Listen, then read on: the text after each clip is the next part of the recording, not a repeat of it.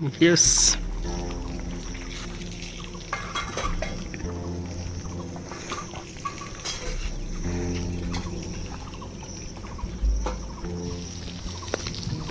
हिँड्नु हाम्रो कान्छ यस्तो घाम चर्किया छ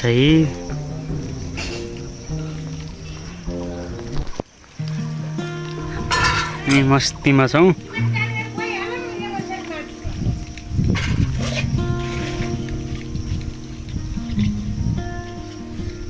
यस्तो छ यो भन्दा ठ्याक्कै उतापट्टिको पहाड यो यतापट्टिको पहाड भयो बुढी यस्तै छ नि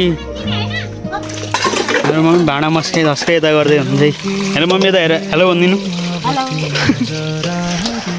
ए हाम्रो घरको सबैभन्दा मोटो मान्छे यहाँ कान्छी आन्टी त कान्छी आन्टी नि मस्का कार्यक्रममा चिन्नु त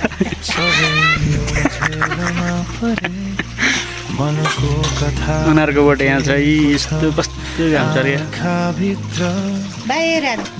फुल यस्तो छ मम्मी हिँड्नु हामी चाहिँ ढिला भइसक्यो हामी खेततिर गइहालौँ ल कान्छी आन्टी लुगा धुँदै चिन्नु त मलाई तातेसँग जाले एकचोटि ए हाम्रो मेना देख्नु मम्मी अनुहार हेर नि त्यहाँ अनुहार मेरो नि त्यस्तै हो मेरो मेहनत ठुलो मामी रे फेरि मेहनत नगरे काकी फेरि धम्मर दुस काली भइसिन् त यता सेतो हुनलाई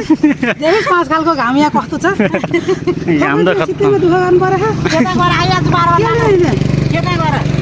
खेत घुम्नु पऱ्यो अरे यस्तो छ है हाम्रो मम्मी चाहिँ 12 बजे खेत घुम्नलाई रेडी भएर हिँड्नुभएको छ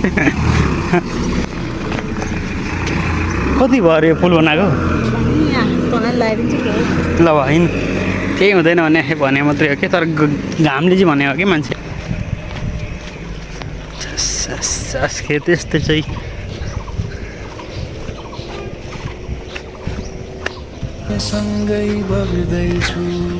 सेट सेट सेट खेतको भ्यू खेती यहाँ जस्तो भइरहेको गलमुडा खेती घेरौँडा खेती घेरौँडा हिँड्दै त हो त फर्सी चाहिँ हो हात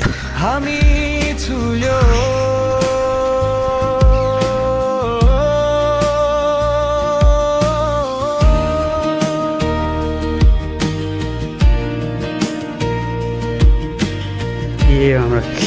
खेततिर आइपुग्न लाग्यो यहाँ यस्तो छ हाम्रो खेतको भ्यू यो चाहिँ पोडी तब छ मकै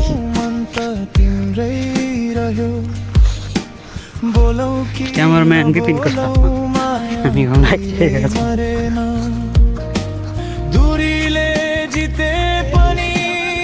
पसिनामा सोर्लुम्बी डुबेर खेतमा आइ बटुवा म त बाटो आफ्नो यात्रा गर्दैछु तिमी बिना पनि मुस्कुराउन आँसु लुकाउँदै सिक्दैछु जुमले सोध्यो किन यति एक्लै बतासले तिम्रो खबर ल्यायो तिमी जहाँ भए पनि खुसी रहनु मेरो प्रार्थनाले त्यही चाह्यो पुराना ती गल्लीहरूमा हाम्रो हाँसो झै बाँकी छ तर समयको किताब सकिएको छ सायद कुनै अर्को मोडमा फेरि हाम्रो भेट होला। न त गुनासो न त तृष्णा एउटा मुस्कान मात्रै होला किनकि प्रेम भनेको सधैँ पाउनु मात्र कहाँ हो र कहिलेकाहीँ चुपचाप टाढा भयो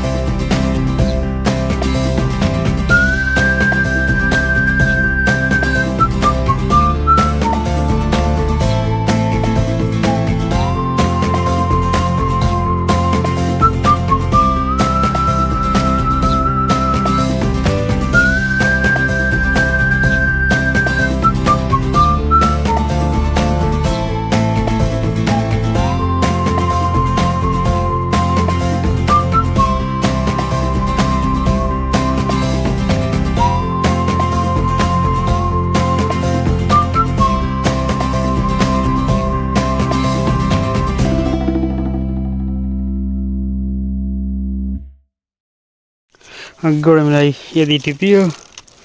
मम्मी मुन्टातिर लाग्नुभयो अब पानीतिर लामा मलाई अब फेरि यहाँ आएपछि यिनी हाम्रो खेत हो त्योभन्दा तल्लो के हो यहाँसम्म चाहिँ हो यो चाहिँ हो हाम्रो खेत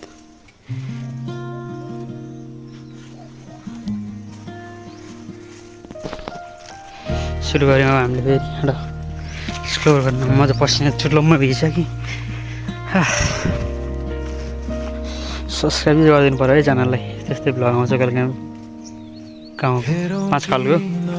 कहिले घरतिर म्युजिकहरू बनाउँछु नि त्यसको भिडियोहरू नि के हो मम्मी ए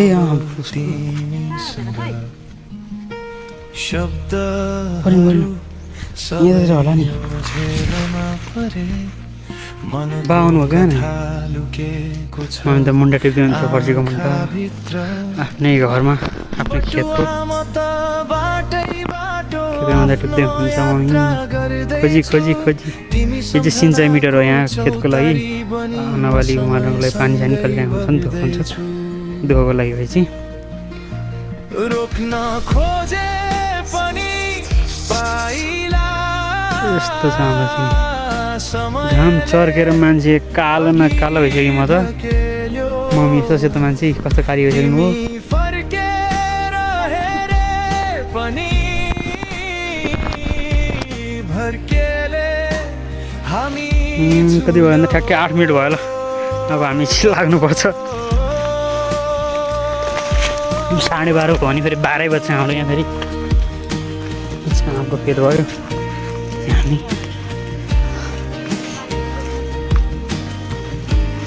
गरौँला भयो त लिएर आउनुहुन्छ यहाँबाट त हेरौ कि नहेरौ मन त तिम्रै रह्यो केही राखेँ बोलौ कि नबोलौ माया कहिले मरेन दूरीले के दौडी खोर्सानी भनेको हाम्रो बन्टी छनाले कहिले हार मानेन बटुवा म त बाटै दुख्दै गरेर आफ्नो यात्रा गर्दैछु तिमी बिना हेर न त खै 1-2 तिनवटा चाहिँ हाल्नु न त्यो धेरै चाहिँ हाल्नु कि माछा खोर्सानी हो त माछा खोर्सानी भन्छ नि यसलाई चाहिँ माछा खोर्सानी छन् कि छैनन् भन्ने कुरो हो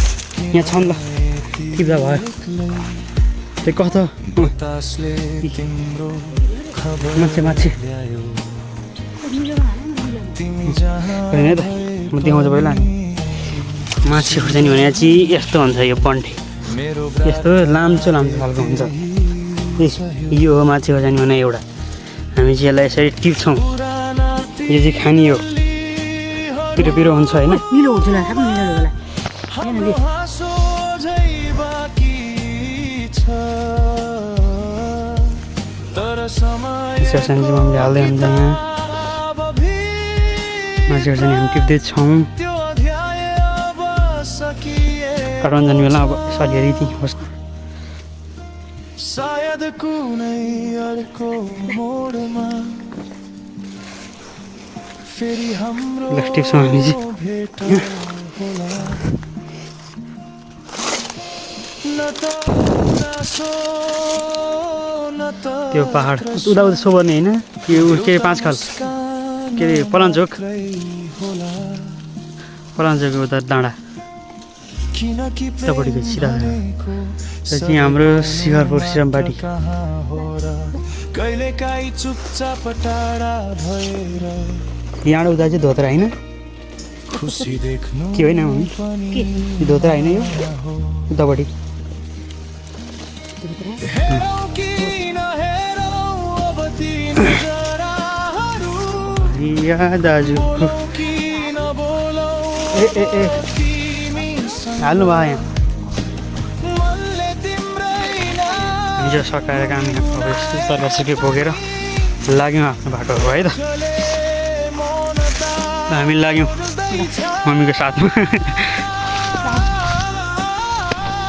बाई बाई के त बटुवा म त